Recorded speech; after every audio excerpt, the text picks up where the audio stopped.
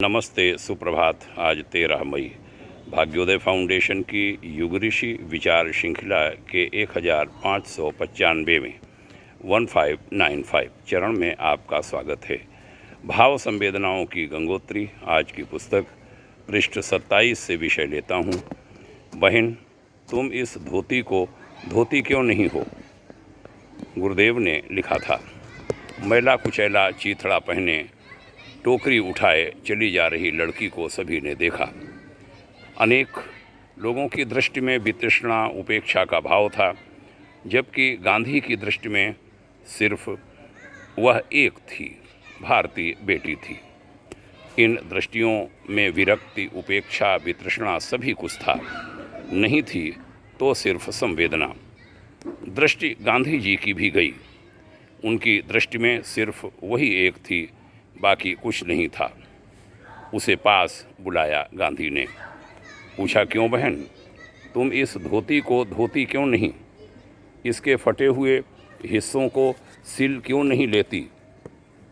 प्रश्न ने उसके अतीत और वर्तमान दोनों को, आर्थिक अभावों को एक साथ कुरेद दिया।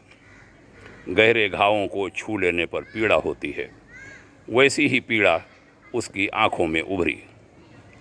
जवाब था, कोई दूसरी धोती हो तब तो धोऊं, यह सिलने लायक हो तब तो कहीं सिलूं। यह सुनकर गांधी का चेहरा शर्म से लाल पड़ गया।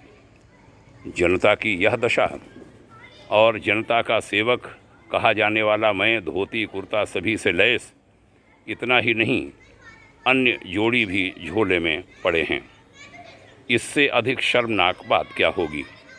उन्होंने चुपचाप झोले से धोती निकाली और उसकी ओर बढ़ाई। लो बहन, अपने भाई की ओर से इसे स्वीकार करो। युवती ने हाथ बढ़ाकर उसे स्वीकार कर लिया।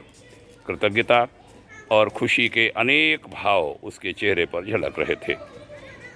मित्रों, बड़ा भावपूर्ण है यह लेखांश। आइए इस लेखांश के मर्म को समझें, गहरे उतरें, सोचें, अपने आसपास देखें। कहाँ आवश्यकता है लोगों को सहयोग की, उस पर भी दृष्टि डालें। आपने सुना, इसके लिए साधुवाद।